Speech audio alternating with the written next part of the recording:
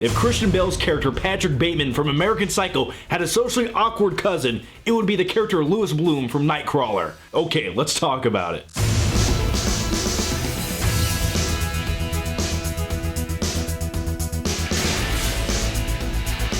Hey there guys, how are you? So let's talk about the movie Nightcrawler. Now what is this movie all about? Well, it stars Jake Gyllenhaal as basically a sociopath who stumbles into the world of dirty journalism, and then eventually the lines of ethics start to get blurred. Yeah, basically Jake Gyllenhaal's character in this movie is a paparazzi for the evening news, except he's not recording Britney Spears picking her nose. No, he's going after dead bodies, violent crimes, and he's usually getting there before, during, or after the crime takes place. And then weird stuff happens along the way.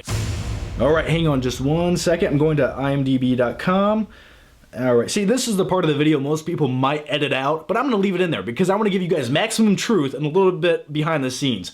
Because in all honesty, you can't remember every single actress's name from every single movie, so yeah, Renee Russo, yeah, she stars in this movie, and she's like this executive director at this news network, and she's all about boosting the ratings. She'll do anything and everything, and Jake Gyllenhaal's character sells her footage from these crime scenes that boost the network's ratings. And for me, that was one of my favorite aspects about this film, because I loved how it dived into how dark and seedy media outlets really can be, and sometimes they skew the truth a little too much just for the sake of entertainment. And let's face it, most media outlets are owned by corporations, and they have other agendas, and this one's let's get ratings no matter what. Now, let's talk about one of the best things that this movie has going for it. And in the intro to this video, I mentioned American Psycho. The reason why? This movie is filled with dark humor that a lot of people in my theater didn't quite comprehend, because at times I was laughing hysterically and everyone around me was just like, what the fuck is wrong with that guy? And I'm like, this is the funniest movie I've probably seen all year. These things aren't just funny, they're also creepy. And when you mix creepy with funny,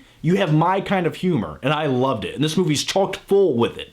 Just thinking about some of the scenes of this movie make me want to laugh. For example, there's one scene where he's looking for crimes, and he hasn't quite hit that level yet, finding like big crimes to record, so he's like pulling up on people getting speeding tickets and DUIs, and there's like one guy getting a DUI, and he pulls up in his little shitty car going like 100 miles per hour, slams on the brakes 5 feet away from the guy, and gets out and just starts recording it. Like, just little things like that are glorious throughout this movie. And the movie also stars Bill Paxton. I love Bill Paxton. Now here's my impression of the man. Well, fuck, man. That's my Bill Paxton impression. Anyway, his character in this movie is a competitor of Jake Gyllenhaal's character. Yeah, both these guys chase after violent crimes to record the footage to sell them to news networks, and I liked their confrontations throughout this movie, and at one point, it reminded me of the movie Twister.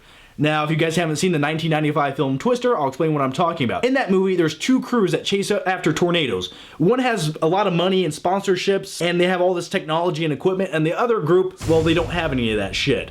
And in this movie, it was almost like Jake Gyllenhaal was the crew that didn't have anything, and Bill Paxton was like the one that had everything, and they were both chasing after crimes instead of twisters. I know I'm rambling right now, but that was like one little observation my brain noticed. I'll shut up now. Now, before I wrap up this review, there's just a few things I have to mention, and the first thing is director Dan Gilroy, the guy who made this movie. This is the first film he's ever directed. Yeah, you will not believe that fact after watching this movie, because the movie is so beautifully and well done that you're just like, no way this is the first movie this guy has made. For example, let me tell you what I'm talking about. This movie had an $8 million budget, and when it comes to big movies, that's not a lot of money at all. But this movie doesn't look like it cost $8 million. It looks like it cost almost triple that. There's a car chase sequence in this movie that was so well done that puts you on the edge of your seat and makes you feel like you're there in the chase. You're going 120 miles per hour through the streets of LA, and at any time a cop car is going to slam into the side of you. It almost felt like an action sequence at a Fast and Furious, except this movie had nowhere the money that movie has, for example. Okay, so the movie Nightcrawler. This movie has everything you want. Plus, by the way, just a side note, Jake Gyllenhaal in this movie looks like a young version of Nicolas Cage.